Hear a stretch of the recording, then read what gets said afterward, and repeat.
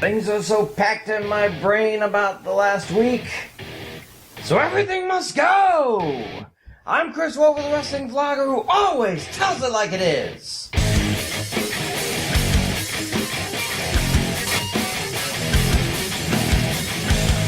So, we survived a rather interesting Survivor Series, and I survived another Thanksgiving / Black Friday / throat.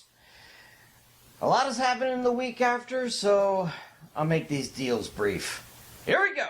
As expected, all three primary champs held on to their titles at Survivor Series.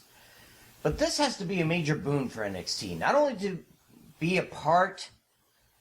they get to be a part of the brand supremacy angle of a pay-per-view and actually win, but their NXT championship gets defended on a WWE pay-per-view. Bet you they thought that they'd only be stuck with takeovers as long as they were in NXT. Well, I mean, from the looks of things, they'll still have those, but maybe Royal Rumble will have a few more NXT guys than in previous years? Here's hoping.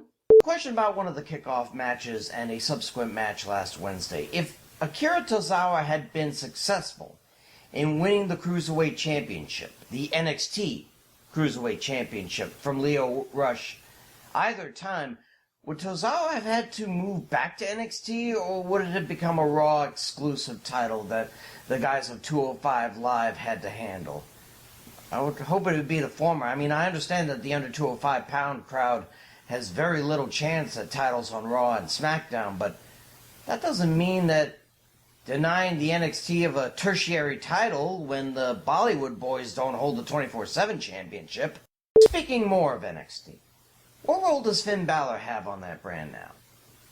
He seems to have turned heel, and yet he kicks a member of the Undisputed Era for helping him. Add to that the fact that we may never see the Demon again, and, well, you have to wonder if Finn's long for this company.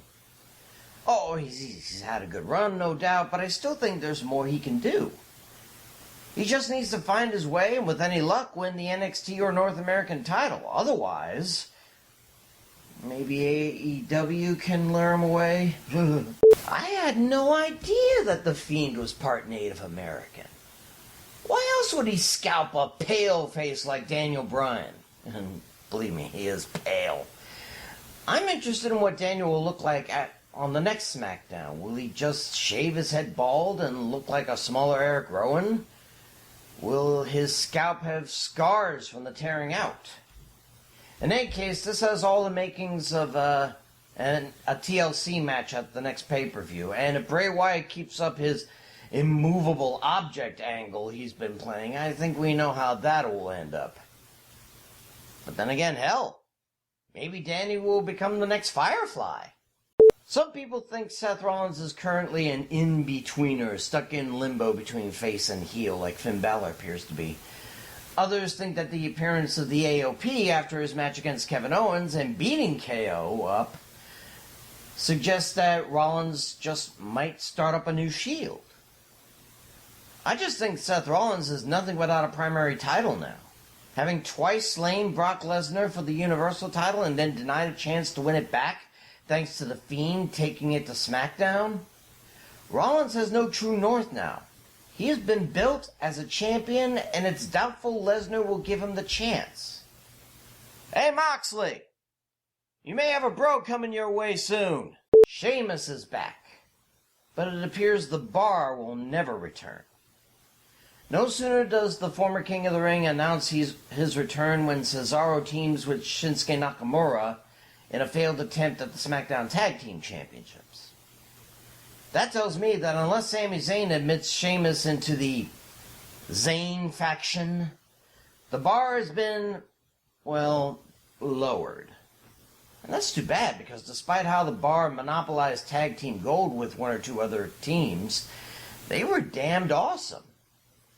Now Sheamus will have to be a single Irish arse kicker while the Swiss Superman continues playing jobber to the stars.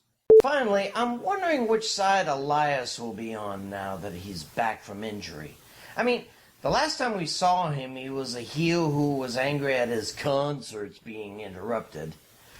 Now he seems to be in high spirits, finding himself during the hiatus. Of course, the last time he was a face, it didn't last very long.